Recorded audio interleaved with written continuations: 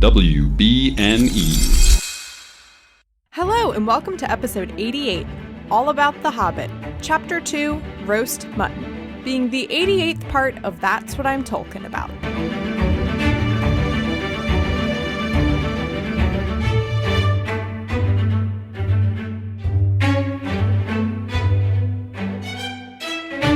Hello, my name is Mary Clay. If that's too complicated for you, just call me MC. And today I'm joined by Molly and Becca of Pod and Prejudice. Welcome. Hi. First of all, love the name of your podcast. Thank you. Excellent. That was A+. Becca. We read an article like early on when we decided to do a podcast that was like, rule number 1 of naming a podcast: don't put the word podcast or pod in your title. And I was like, what if we just did that anyway? Yeah, just do it anyway. I got so lucky with the name of my podcast where I came up with the name first because I came up with this pun about Tolkien. And then everything came from there. So I can't imagine having to reverse engineer a name and be like, we have this idea for a podcast. What do we name it?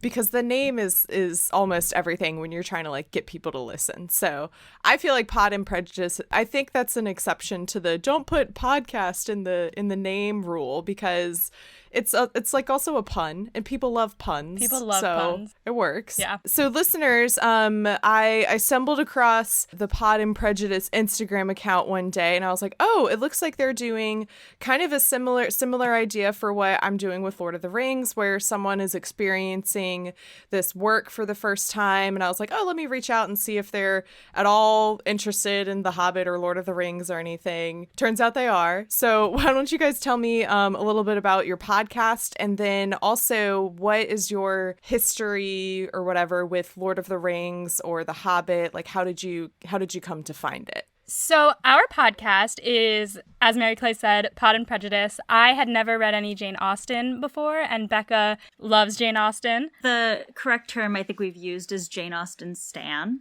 Yes, Becca is a stan. And so we've been working our way chapter by chapter through Jane Austen's works. We're finishing, I almost said we're finishing Pod and Prejudice. We're finishing Pride and Prejudice next month and moving on to Sense and Sensibility. And my experience with Tolkien.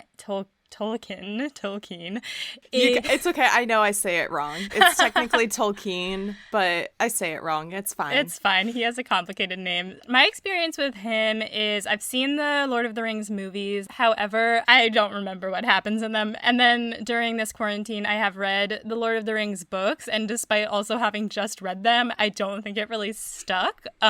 They were fun, but not my thing, but I enjoyed them, and I do know what happens. I just couldn't recite it back to you. There's a ring, they throw it into the pit. Yes. That's, you know what, that's quite an endeavor for you to be like, yeah, Lord of the Rings, not really my thing, but I still read them, because the amount of people who would pick up Fellowship of the Ring and be like, oh my God, 30 pages of exposition, I'm not doing this, and then just not even finish it. So I applaud your endeavor to even stick to your guns and finish it out. Thank you. I'm a big nerd. Star Wars is my favorite series. I love Harry Potter, and so I really felt like I had to have at least given it a shot, or be able to say that I've read them. So now I have, and I'm probably not going to do it again. Solid.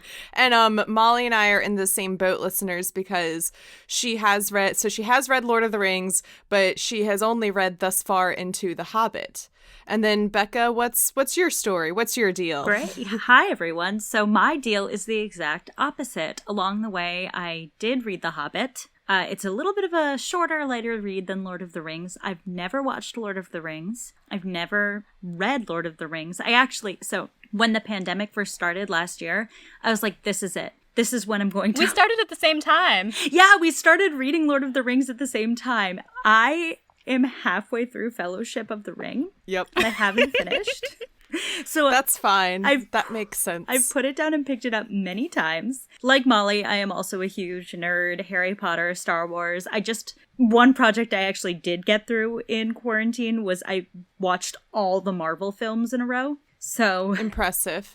So did you do timeline order, or order of when they came out? I did release order, and I then ranked them, but that's a different podcast. This is a Lord of the Rings podcast. But so did you read The Hobbit like in quarantine, or did you read it like earlier in your childhood? no, or I something? read it earlier. I think I read it in college. One of my college roommates, shout out Danny, was a big fan of Lord of the Rings, and I somehow ended up on The Hobbit, and she is the one who introduced me to my favorite piece of Tolkien zeitgeist, which is The Russian Hobbit, which we briefly discussed at the beginning of the episode. But we were talking before we were recording. Which is basically just a 1985 Soviet Union adaptation of The Hobbit, and it's spectacular. I can't even describe how low budget and excellent it is.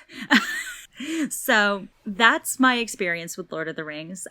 Like Molly, I wasn't always the biggest fan of The Hobbit or the Lord of the Rings franchise, mostly because it's sometimes used by fans to say things like, oh, but that's like the real fantasy. That's like the best fantasy. And I'm like, people can like whatever fantasy they want to like. Mm-hmm. But that doesn't have to do with the book itself. Mm-hmm. So I'm hoping to actually finish the Lord of the Rings series eventually, because I also think I'm someone who would really enjoy those movies. But I want to read the books first. The movies are good. The movies are a hoot and a half. Also, like, it's not that the books are just long. Like, I think that's why I'm not going to read them again. Like, those are also fun. So I would recommend sticking it out. I have a Tolkien fun fact that's a little bit related to that, though you probably already know this, and your listeners probably already know this, and maybe you talked about it in chapter 1, but I didn't know that The Hobbit was written before The Lord of the Rings, just because reading it feels like such a prologue, or not prologue, it feels like a prequel. It's like, by the way, let's tell you how all of this happened, and obviously I've only read 2 chapters, but that really shook me to my core. And apparently, like, he wrote The Hobbit, or his editors were like, oh, like, everyone really loved The Hobbit, can you write us some more of that story? And he's like, I don't think you're gonna like what I have because it's so different. long. So that's actually the reason why I'm covering all of this in the order is because I thought The Hobbit was like a prequel. And I thought The Hobbit came out because here's the thing is when you look at Lord of the Rings and you look at The Hobbit, you would never in your wildest dreams imagine that like Tolkien wrote The Hobbit and then they're like, hey, people really like this. Can you do one more thing? And he's like, The Lord of the Rings. Yeah, let me see what I got. And then just like word vomits 1,000 pages of like deep, dense text and like history of Middle Earth and 20,000 characters who all have similar sounding names and horses and battles and you would just never think that like that's what came second. This idea that like if The Hobbit hadn't gone well, all of those ideas would have just been floating around in his head for the rest of his life. Like, that's a lot. Well, apparently he wrote the languages first and, like, had created, like, Elvish and, like, whatever kinds of languages there are because I only remember Elvish. But, like, he wrote those languages and created them and then made the story so that he could fit them in. Oh my God, he's just a batshire insane author, and like I applaud him. Like, good job, my dude. I think like one of the things that comes through really clearly when you read The Hobbit versus for the half book of Lord of the Rings that I've read is that like Tolkien is in a very different place in his life writing each. I don't know much about Tolkien's personal life, but you read The Hobbit and The Hobbit it's a very classic quest. It's just a little fairy tale. It has trolls and dwarves and other non-mentioned characters that I will not touch on yet. But the elements of the story, they're very simple. It's just a quest. It's just there's a thing they want to get done and they're going to get it done. Like the way Bilbo is written compared to the way Frodo is written. It's very clear that this was just like a little story he had. But then expanding upon that, I wonder which came first, the Hobbit or the world, because the world is so intense and it's rich, and the Hobbit basically just touches on these little things through it, you know? Yeah. All right, so this is chapter 2. It is called Roast Mutton. We start off with Bilbo waking up the night before. He's had this terrible, unexpected party of all of these dwarves bursting into his house uninvited. And he had gone to sleep with this until he's like, I'm not going to wake up and make them breakfast, and they are just going to have to deal with that. So he gets up and discovers they've made a mess of the place. There are pots and pans and dishes everywhere. They've all had breakfast and they've all left. And for a second, he's like, wait, no, but like, I didn't actually want you to leave. Like, how dare they leave me behind? Like, I didn't actually want to be left behind. I wanted them to like make me fight for it, you know, or whatever. This has the energy of the college off-campus house that throws the parties. I don't know where you went to school, Mary Clay, but Molly and I went to the same school, and there were a couple houses where, like, every weekend you just knew if you went to that house there was going to be a party going on there. And some of the people who lived in those houses, Molly was very good friends with one of the houses her senior year, and a lot of the people who lived there would always be like, oh God, all these random strangers in my house. I hate it. Like, I have to clean up all this garbage, blah, blah, blah. I'm not doing any of this anymore. But at the same time, it's like, yeah, but you're social and you wanted to live in the house. Right, like they opted into living in that house knowing full well that they weren't really party people, but like they like having people over, and if a few people came over, then everyone was gonna come over. And then since I lived near enough that I could walk in the morning, it would often be like, all right, I gotta go back over there and help them out because it's my fault I went over there. So this does have that energy. Yeah. It says something about Bilbo's character, like knowing that, first of all, he did not want any of this in the first place. Like, how dare Gandalf just, like, bring these, what are they, dwarves, into his home and be like, Bilbo's a burglar. What possessed him to do that? I'm loving, because I'm coming at this from a perspective of, like, I see Gandalf the White, and then, oh, spoiler alert, oops. Gandalf is much more serious in Lord of the Rings. So, like, reading him here in The Hobbit is just, I'm living for it. I love chaotic Gandalf. Chaotic Gandalf kind of reminds me of Dumbledore in Potter Puppet Pals. Yes! Like, same energy. It's like Potter Puppet Pals versus Half-Blood Prince Dumbledore. Yes. Yeah. Oh, that's good. Yeah. Exactly. Yeah, exactly. Or even just like Sorcerer's Stone Dumbledore versus Half-Blood Prince Dumbledore. That's actually a very apt comparison, like earwax Dumbledore. Yeah, alas, earwax. And I think also in the first one is when he says like, all right, I have a few words before we get started. Nitwick, blubber, oddment and tweak or whatever. Yeah.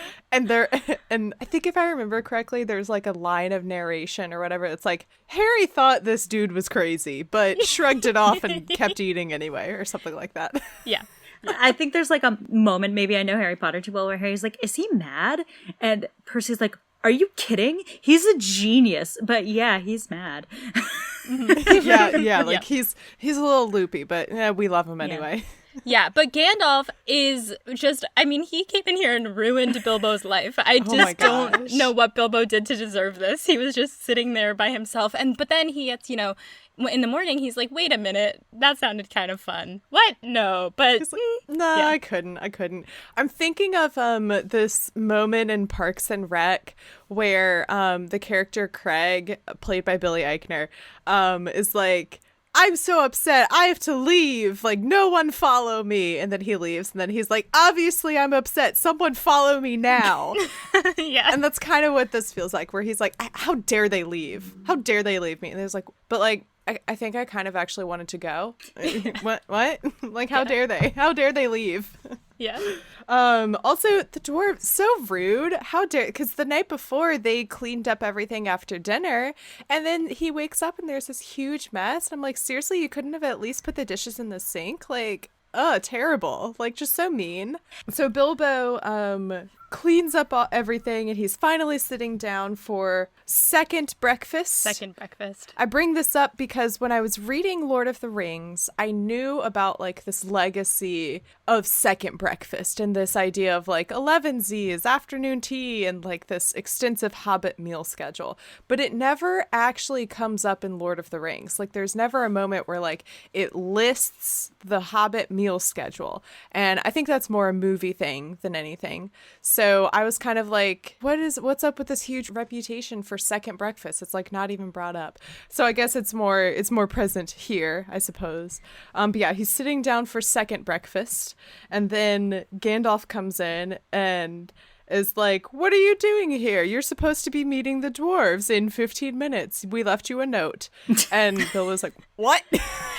This note killed me. This note is so funny. Good. This note reads like, I'm a lawyer, and it reads like a contract, like a big ass contract being like, don't worry, you will get this much money. If you die, here are your expenses that we will pay. Like that, it reads like a contract for something very dangerous. Yeah. So he reads this note left to him that he has overlooked, and it is Thorin and company to burglar Bilbo. I want a tattoo that says that. What, burglar Bilbo? Yeah, burglar Bilbo just like on my back. I don't know why, but all I can think of is the Hamburglar from early 90s, like McDonald's mascot era. Whatever happened to those mascots anyway? I don't know. Does Gen Z know about the Hamburglar and like the purple dude? Hope so. They better. Yeah, what was he was like the chicken nugget, but I don't know what his name was. But furry and purple. Yeah. Grimace is the name of the purple guy. Grimace. Right, Grimace. What kind of like nightmare fuel is that? McDonald's had Ronald McDonald is nightmare fuel. This is They're true. all it's all a little bit terrifying. Maybe that's why they had to discontinue it, for the sake of the mental health of the next generation of children. Anyway, so in this letter, Thorin's explaining that he will receive 1/14 of any total profits, all traveling expenses guaranteed in any event, funeral expenses to be defrayed by us or our representatives if occasion arises and the matter is not otherwise arranged for. So I just love that, of like, I'm thinking like Wheel of Fortune, of like, all expense paid vacation to the Bahamas. All expense paid funeral. Yeah. And then also, we'll cover your funeral if you die. Mm-hmm. So they leave this note and say, we will be at the Green Dragon Inn, meet us at 11, trusting you will be punctual. Which is funny because he's running late.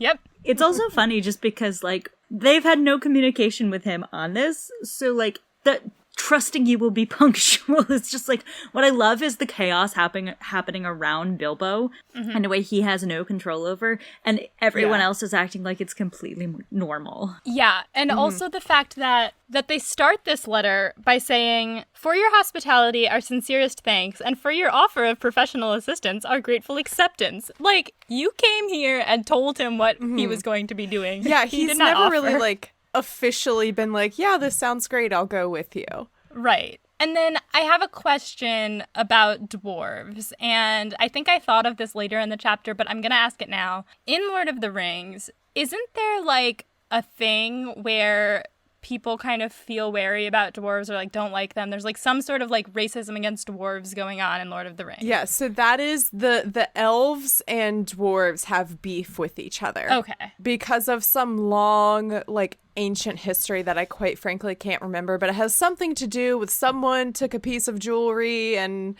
then it wasn't I don't even remember. It just involved someone stole something that like was originally theirs. And then the elves were like, you can't take that, it's ours. I don't know. I'm doing a terrible job. Everyone listening is screaming at me for butchering this. But yeah, so the elves and dwarves have beef with each other. In the Council of Elrond chapter, we do see one of the dwarves that is here in the Hobbit is Gloin, yes, who is Gimli's dad. I'm so hyped to like get to know him. Yeah. That being said, I could not for the life of me tell you like what the names of any of these dwarves are that we're with right now. They're just like floating around in my head. And like at one point it mentions like Nori and Dory or something, and I was like, I didn't even know those dwarves were with us. So like 12's a lot to keep track of. It's so many. And I thought like I was having a rough go of it when I was reading Lord of the Rings, and then here we are with like 12 dwarves and all of their names are the same. I saw a quiz. I don't know if you posted this as I started following you on Instagram or if someone else posted this. Maybe it was SparkNotes or something, but it was like, is this a name from Lord of the Rings or did my cat walk across my computer? That was SparkNotes. That was SparkNotes? Oh, I need to take that one. That's good. There's Yeah. another quiz that's like, is this a Lord of the Rings name or the name of an antidepressant? And when I say it's actually like kind of hard. Yeah, so Gandalf shows up and it's like, you have 10 minutes left. You will have to run. And Bilbo keeps trying to be like, but what? And Gandalf is like, you don't have time for that. Go. So Bilbo's just like, okay. And just runs out his door. I'm wondering if this is where we get, I've seen it in GIF form. It's Bilbo like running, it's Martin Freeman as Bilbo, running down, and he has like a map in one hand, I think, and the caption is like, I'm going on an adventure. So I'm wondering if like this is where that moment comes in, where we get that GIF from. So I just realized that that's where, okay, so I was watching Love Actually recently, and I was sitting there, I was like, this guy looks so familiar, the one who plays the sex stunt double. Martin Freeman. And well, it's Martin Freeman, and I texted my friend who loves Lord of the Rings, and I was like, is this person a Hobbit? And they were like, well, in The Hobbit, which doesn't count as a Lord of the Rings film to me. So I was like, oh, okay. Yeah, people notoriously, and I'll have to wait and see what happens when I get to them, but the Hobbit movies are notoriously not good. But I am so excited, though, to see Martin Freeman as Bilbo, because I think he was like born to be a Hobbit. Absolutely. That's why I asked my friend, because I've never seen the Hobbit movie, but I was like, this person looks like a Hobbit. Mm-hmm. Anyway, yeah, so Bilbo's running to the Green Dragon, running as fast as his furry feet could carry him. And he arrives at the Green Dragon, like, just as everyone's about to leave, and they're like, about time. Like, let's go. And Bilbo's like, I don't have my hat. I don't even have my handkerchief. I can't so go proper. like this. This is the vibe of like a dream. You know, when you're in your dream world and you just kind of go with whatever's happening around you, and you vaguely have the thought like, I didn't bring my clothes with me. But then you're like, I guess I just have to go. Yeah, you just don't question anything. Yeah, Bilbo kind of also has the vibe, not to like keep connecting it to Harry Potter, but that's... No, please feel free to do it. Yeah. He has like the vibe of movie Harry, where he's just like getting dragged from place to place and be like, oh, I don't know how I got here. Exactly. That's so fun, because later on what he does, I almost wrote this down in my notes, but I was just too lazy to write it, which is that like when he like starts approaching the trolls, I was getting like a lot of, and then Harry did something that was both very brave and stupid. Yes. And I was just getting a lot of those vibes of like, oh no, Bilbo, what are you gonna do? That ended up not happening. He just did something stupid. Right. And it was, and like wasn't really brave about it anyway, but we'll get there. Yes, But yeah, definitely. He definitely has a lot of Harry vibes of just like, well, I guess this is happening to me now. Yep. So he's freaking out about his handkerchief, and Thorin's like, no time for handkerchiefs. So they get ready to leave, and some of the dwarves give him their cloaks and hoods to wear, and then Gandalf shows up on a very splendid white horse, and I got very excited for a moment thinking this was Shadowfax. Me too. And then I was like, wait, that hasn't happened yet. Well, like, is it possible that it is Shadowfax anyway? Because I feel like he and Shadowfax are bros. So he stole Shadowfax from Rohan. So he doesn't have this long history with Shadowfax. I thought maybe that was like, again, it hasn't been a while. I was about to say it's been a while since I've read them. It hasn't, but like I got the vibe that he like knew Shadowfax before he stole him. Okay, so I'm trying to think. So I also know nothing about like the the lifetime of horses in Middle Earth, if they also have like prologue. So there's a good chance that Shadowfax isn't even born yet. True. Becca, for your context, if you haven't gotten there in the books yet, Shadowfax is the Lord of Horses. He a fast boy. Oh, I have not gotten there yet. I'm in Rivendell right now. Okay, cool. Like they're like feasting, and I just I met like Arwen, and we found out about Aragorn's That's past. all you're gonna see of her. I'm telling you, that's literally all you'll ever see of her. I was so excited. Yeah. There was a woman. No. She's No. mentioned in the last book, and by the time she was mentioned, I was like, You forgot about who she was, yeah. who is this? I won't tell you what happens when she's mentioned in the last book, but it's wild, and I've definitely talked a lot about that and gotten hate comments about that too. Anyway, So Lord of the Rings just generally doesn't even pass the sexy lamp test. oh Éowyn. no, There's no, Éowyn. no.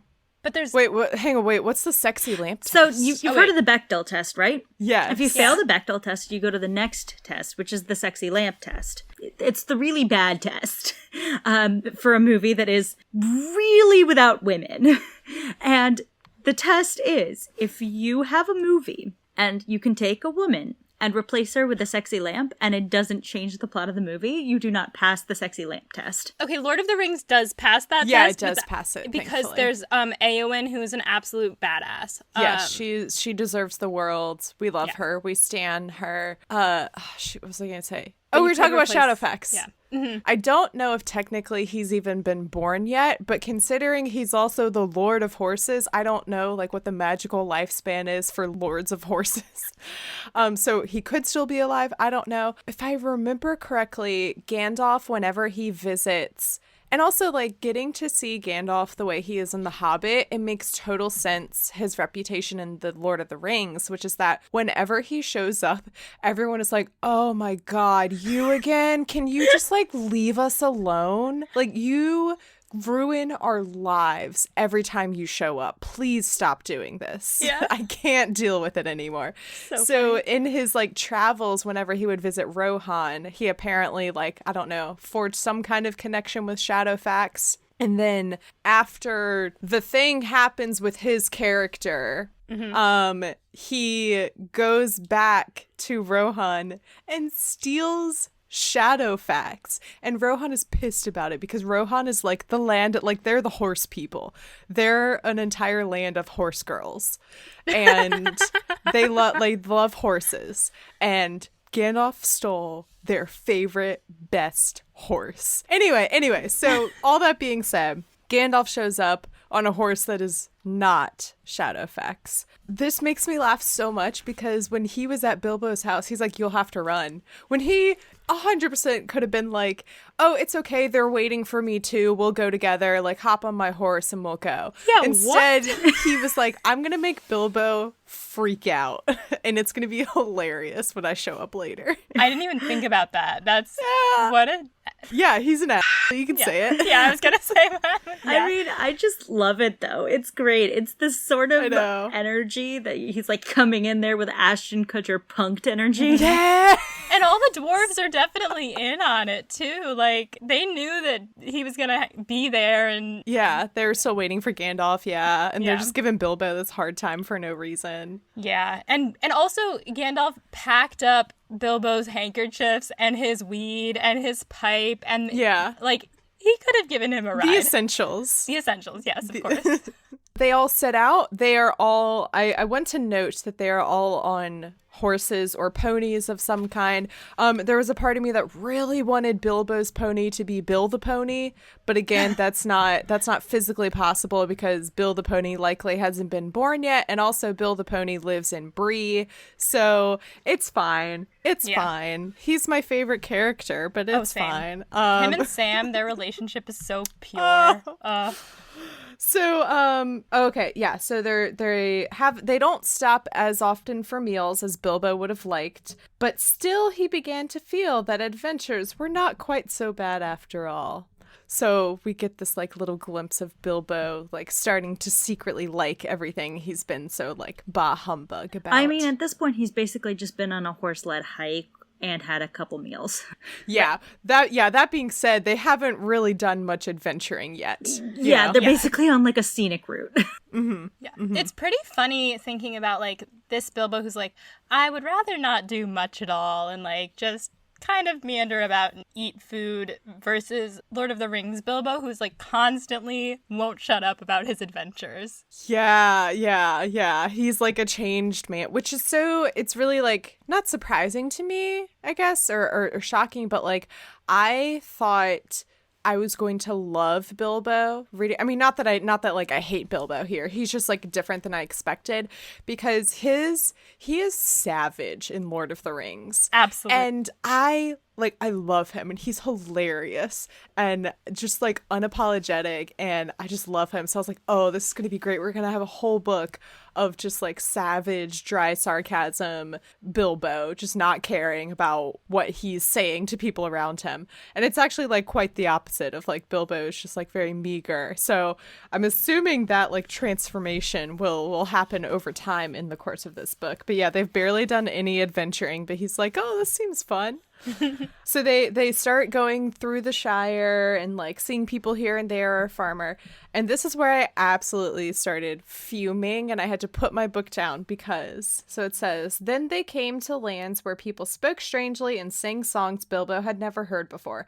Now they had gone on far into the lone lands where there were no people left, no inns, and the road grew steadily worse. So here we are in the span of 2 sentences. They have not only left the Shire, but they have like gotten farther past the Shire. It takes them like 70 pages to just leave the Shire. Longer. In Fellowship of the Ring. I think I timed it. I meant to go back and check and see how long does it take them, like exactly how many pages? It takes forever. I think it takes them like 100 pages to get out of the Shire. Oh my God. And I was just fuming. I was like, you mean to tell me that they leave the Shire in the span of 1 sentence, but it takes them 100 pages in Fellowship of the Ring? Molly, please hold up your book. See this right here? See, look at the whole book, though. Look at the whole book. This is the whole book. Guess how many sequels that book has? 3. No, 0. Lord of the Rings 0. is not a sequel. Oh, I understand what you're going for. Like, this is the whole story. This is the whole story. But then they made it into 3 movies, 2 movies? Yeah, that's why people apparently hate it. Yeah, that makes sense. Because it didn't need to be 3 movies. I guess in Lord of the Rings, they have to, for some reason, go to, like, the Brandywine Bridge, and they have to pick up Merry and Pippin, and they have to do this and that, and go to that house where they wait for a while.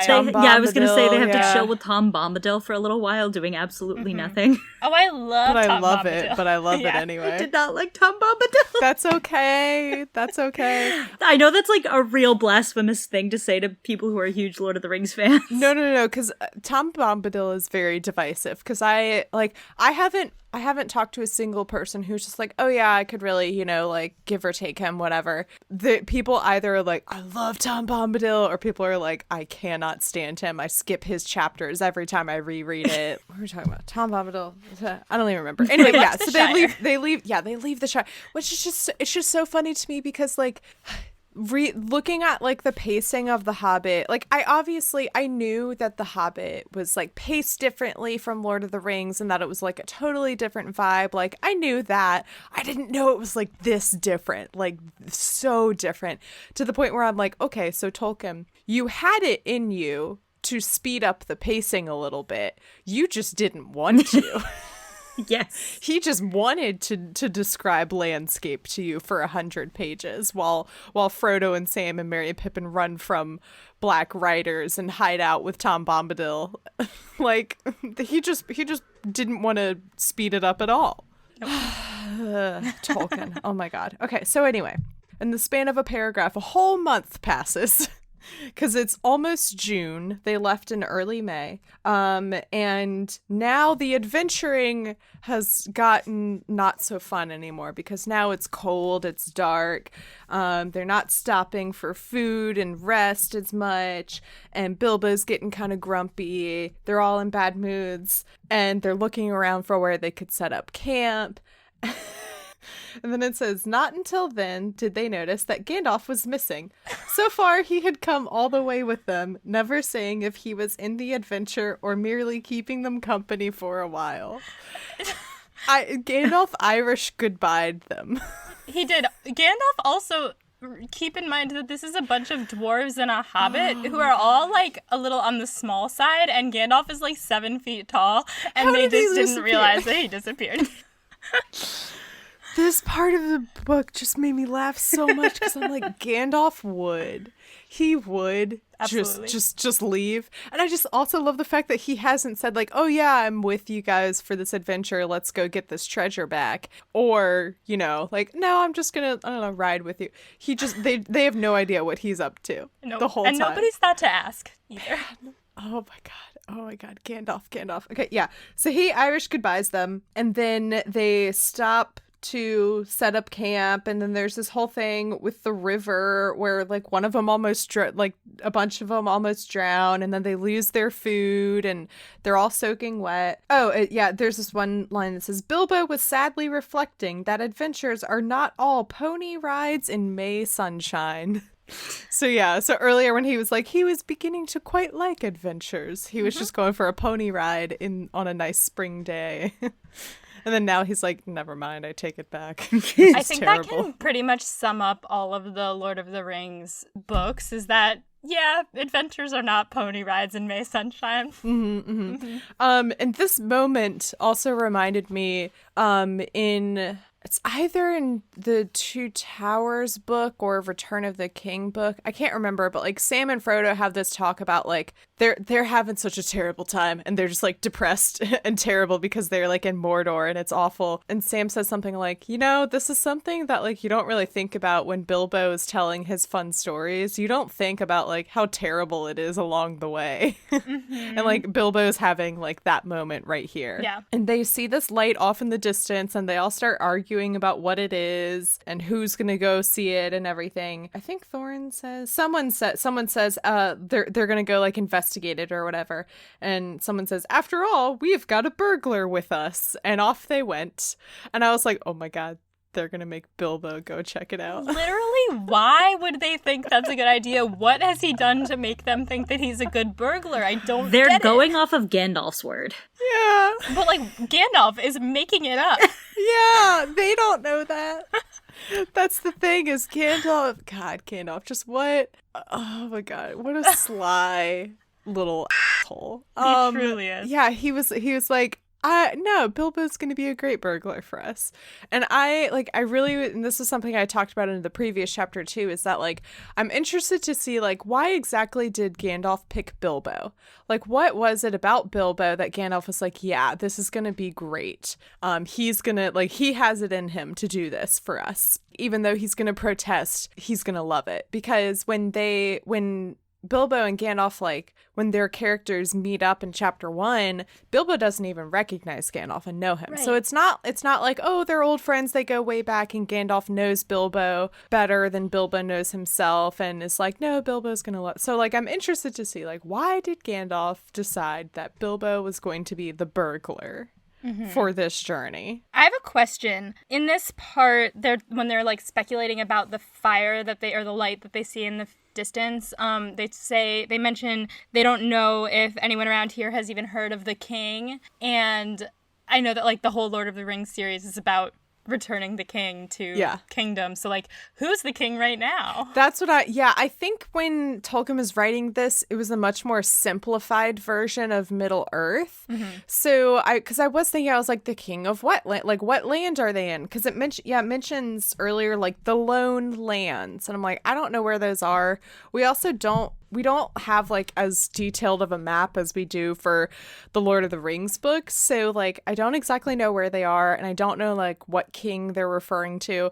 There's no way they've made it all the way to Rohan, because Gondor doesn't have a king at this point. I don't know where they are. So I think Tolkien this must have just been like a more simplified version. You know, he's just kind of going along with like the classic like fairy tale tropes. But yeah, I did also think that. I was like, what king? Where are they? I don't know. Mm-hmm. They decide that they're going to send Bilbo to investigate this light off in the distance. They're like, you're going to go and see what it is and find out if it's safe for the rest of us. Make a hoot once if you're in danger and twice if you're not. And then they send Bilbo off. And like the only thing he can think of as he's walking there is like, I don't know how to make an owl hoot. Like I don't know how to do that sound. It's kind of like when your boss is like, can you get this done for me? And you're like, sure. And then you turn back to your computer and you're like, wait. You're like, what? Wait, how do I do that? Where even is that? I don't know. Like, what is that? So he starts approaching this light source and discovers that there are some trolls sitting around a fire. And this is the most casual run-in with trolls, because it says like they were sitting around drinking out of jugs, but they were trolls. Obviously trolls. Even Bilbo, in spite of his sheltered life, could see that. And I'm just like, that's quite like I would have been like, you know, Quirrell, you know, trolls. Yeah, troll in the dungeon. You know, instead he's like, oh, it's trolls. Well, it helps that their names are so William, normal. Bert, and Tom. I think that's hilarious. I think it's like when people name their pets very human names. My pets are always very human names. I've had Fred and I have Amy. And That's amazing. Yeah. Like, I think it's hilarious when someone's like, this is my dog. His name is Craig. Like, this is my Chihuahua, Brianna. Yeah. That got you. That got me. That one really got me. Brianna the Chihuahua. Oh, man. That's good. That's good. Whenever I get a dog, I want to name him Bill the dog after Bill the pony. Yeah. But he has to be Bill the dog. So like we're at the dog park. Someone's like, "Oh, what's your dog's name?" "Oh, Bill the dog." Bill? Okay. Nope, no. Bill the dog. Bill the dog. Bill the dog. I was talking about good Lord of the Rings dogs' names while I was reading Lord of the Rings, and one of my favorites, I know it's Galadriel, but in my head it's Galadriel, and I would call my dog Galadriel, but Lady for short. That's cute. Aww.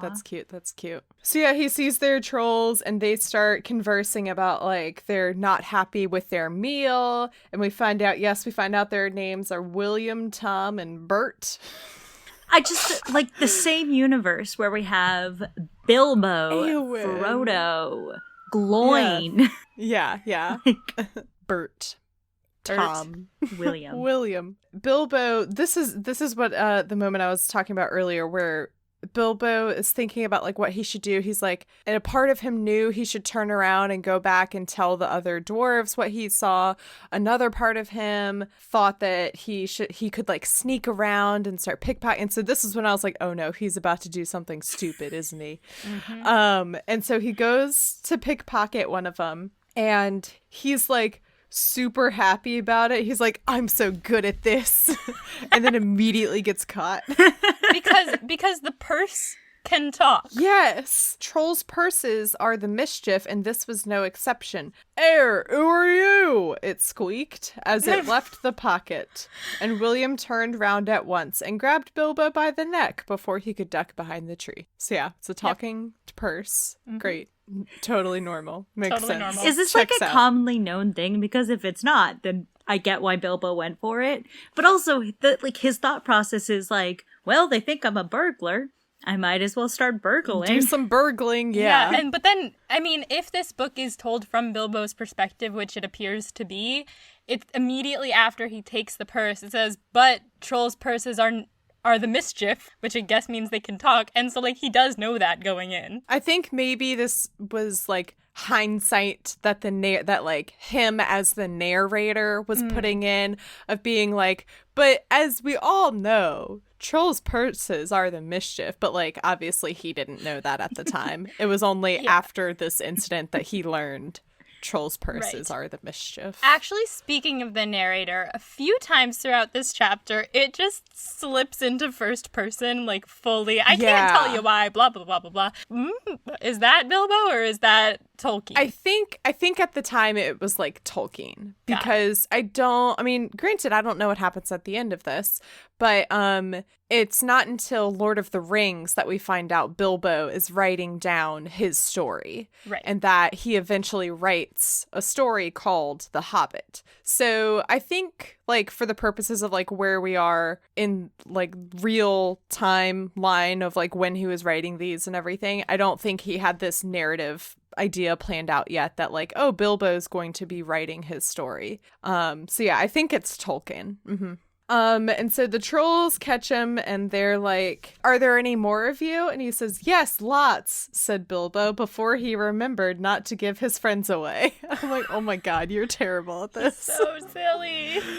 It's so bad. It's not going well. He's really bad at burgling. He's really bad at, like, just everything involved in adventuring. They start fighting with each other, which is very, like, on brand for Tolkien's, like, monsters and villains, because the orcs turn on each other all the time.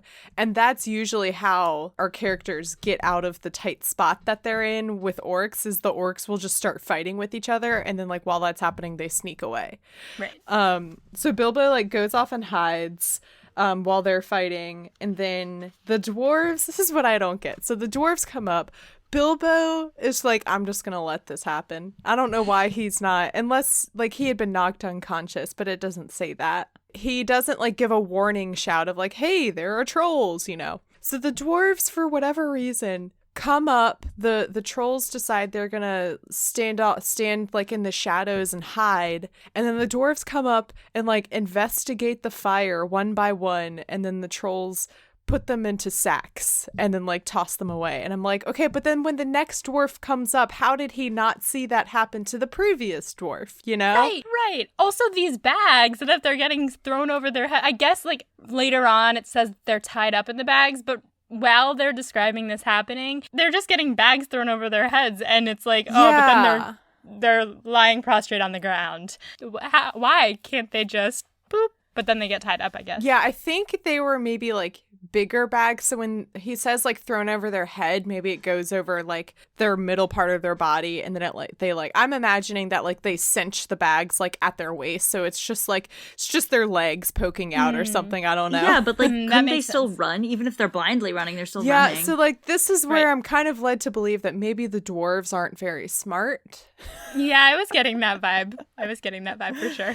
They're not very intuitive. They're not great at, like, picking up on, like, the details of their surroundings to deduce what's happening, and make safe decisions from that information. But no, so they all come up one by one and get captured, and Bilbo's still just, like, sitting in a bush. A weenie, one might say. And so which, like, I mean, granted, I can't really blame him, because, like, I don't know what else he would do, you know, in this situation. So he's not a fighter. He's not really a burglar either. So hiding makes the most sense for him. So the trolls have captured all of the dwarves. And it was at this point that I was like, all right, where the hell is Gandalf?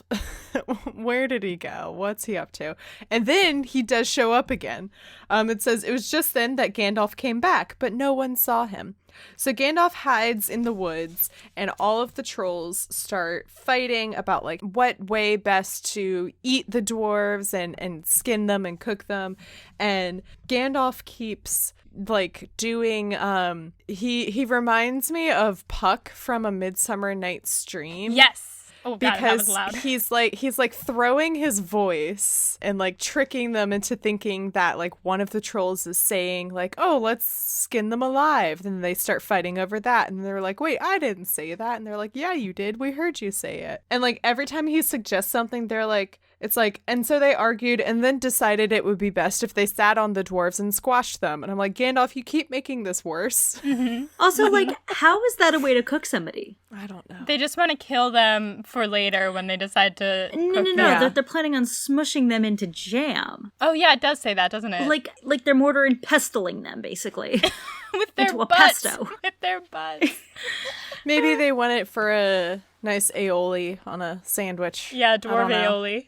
Yeah. So then Gandalf says, Dawn take you all and be a stone to you. And we discover that Gandalf has just been distracting the trolls and waiting for dawn to come and for the sun to rise, which is very convenient that trolls apparently can't be in the sunlight because they turn to stone. Mm-hmm. Couple things on this. One, wouldn't the trolls be like, guys, it's gonna be sunlight soon, we should make a quick decision? I think they're not that smart. Yeah. And two, Gandalf just straight up murdered 3 people. Yes. I don't think that. I think first of all, I think it's warranted. Yes. And I think he outsmarted them and used his own resources against them that led to their own downfall. I don't think he killed them. Sure, but I mean, if he led them to a cliff and kind of just coaxed them over the cliff, is that murder? Maybe. Well, I mean, here's the thing. It's the trolley problem, right? So Gandalf saved 14 dwarves and Bilbo. And the Hobbit, for 3 trolls who were trying to kill them anyway. So I think it justifies. It's justified. Yeah, the I will ends say justify the means. This or the means scene had a major Hocus Pocus vibe. Yes. Like, we're just waiting for sunrise to turn just them waiting for to sunrise. stone. Exactly. Yeah. And so it says, and there they stand to this day all alone unless the birds perch on them. For trolls, as you probably know, must be underground before dawn, or they go back to the stuff of the mountains they are made of and never move again. And that is what happened to Bert and Tom and William. Question. In Lord of the Rings, when Frodo is on his journey, he's like, oh, I think somewhere out there is where my Uncle Bilbo turned 3 trolls to stone. So that's the thing is, so there is like, this does have like a little cameo in Lord of the Rings. They walk by this area where this happened and the trolls are still standing there. But the way that like, the impression I got from both the book and the movie from like this story with the trolls that Bilbo is telling is that like Bilbo had this really awesome fight with like trolls and he defeated them single-handedly and no, he got yeeted into a bush and then watched all of the 13 I don't even know how many dwarves there are. 12, I believe 13? I think there's 13. There's 14 of them, including Gandalf. Okay, yeah. So there's a dozen dwarves, Bilbo, and Gandalf. Okay, yeah. He hides in a bush. A dozen dwarves get tied up, and Gandalf comes in and tricks the trolls until the sun rises and turns them into stone. That's not exactly the heroic journey and story that I got the impression from Bilbo in Lord of the Rings. So now I'm so interested to see like just this like small example of like, oh, so Bilbo was quite the unreliable narrator. Yes, and what's brilliant about it is that this was written first, but like reading it, it feels like, oh, I was tricked by that original story in Lord of the Rings, and then I thought that Tolkien wrote this after and was like, guess what? Ha ha ha. But really he was like, actually, I'm just gonna do this after the fact and make and so it was like a conscious choice on his part to make Bilbo an unreliable narrator, and I thought that was brilliant. In Lord of the Rings, he hasn't like nobody's like read the story like we're reading it, you know. They don't have like a Shire printing press, right? The only like written account that has this like quote unquote true story is what is the same book that Frodo writes his story in, and like that's it. So everyone that has heard the story has only heard Bilbo's like verbal telling of it, and so I imagine maybe even Bilbo was like, okay, maybe writing this story is my chance to actually like tell the truth of what happened. Yeah. So Gandalf shows up, saves the day. He pulls Bilbo out of the bush and unties all of the dwarves. They go into a cave nearby where they're pretty sure the trolls had been. And they're like, oh, it's locked. And Bilbo's like, oh, maybe this key will work. I found it on the ground. And I'm like, okay, this was awfully convenient as well. But then again, I have to keep reminding myself that, like, this is a children's story. It's much lower stakes. Kids don't care about, like, that seems a little convenient for me, you know? Right. So they unlock this door and they find all of these treasures and things that the trolls have collected from previous victims. Thorin and Gandalf each take 2 cool-looking swords, and Bilbo takes a knife in a leather sheath. It would have made only a tiny pocket knife for a troll, but it was as good as a short sword for the Hobbit. I love that he takes a knife and it's his sword. Do you think that is Sting? Yes, that's what I was wondering too. I was like, oh, so is this Sting?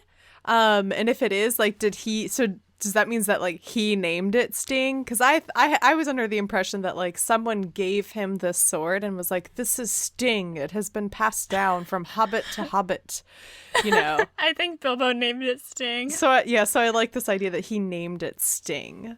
It's so cute.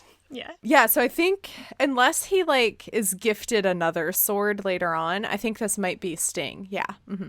Nice. So they collect themselves each like a good share of the treasure and everything, and they go and bury it to find later on, hopefully when they are alive, and they turn back and come and they'll like bury it, they'll bring it back up. And then Thorin is like, Gandalf, where the hell were you? And just typical Gandalf says, to look around. And what brought you back in the nick of time? Looking behind, said he. And I'm like, oh, Gandalf. Oh, yeah. Gandalf. You sly bastard. And then Thorin says, could you be more plain? Like, Thorin's not taking any of this. A little more of an explanation of what happened. Gandalf is like, oh, well, you see, I went ahead to scout out the area. I ran into some elves. And they said that they came across some trolls, and then I heard some noise behind me, so I turned back to save you guys, obviously, duh. And Bilbo is like, elves!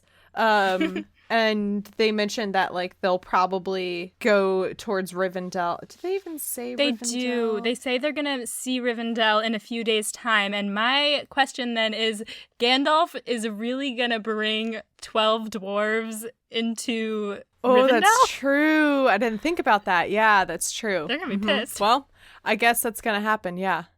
And I also he says, I met 2 of Elrond's people. Actually, I'm trying to see. I guess the only reason I know that he was talking to elves is because I know who Elrond is. He doesn't actually say the word elves, I guess. Right. He just says, I met 2 of Elrond's people.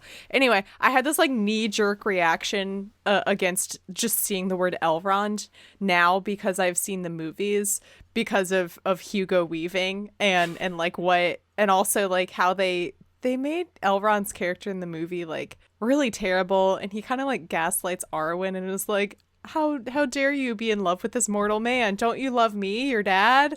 Like, you can't love more than one person in your life, and I'm obviously the most important person for you. And she's like, okay, dad. And he's just all around terrible. So I had this knee-jerk reaction to be like, shut up, Elrond. I don't want to see you. Wait, in the movie, who is played by Loki? She's asking who Tom Hiddleston plays. Tom Hiddleston isn't in Lord of the Rings, I don't think. He's not? No. Maybe you're thinking of Orlando Bloom? No, I know Orlando Bloom's in it, but Tom Hiddleston really isn't. I've been picturing him as Elrond the whole time. Hang on, I'm going to Google it. No, Hugo, maybe he plays young Elrond in the Hobbit movies. I don't know, but no, Hugo Weaving plays Elrond, and it's a little jarring for me, honestly, every time I see his face in the movies.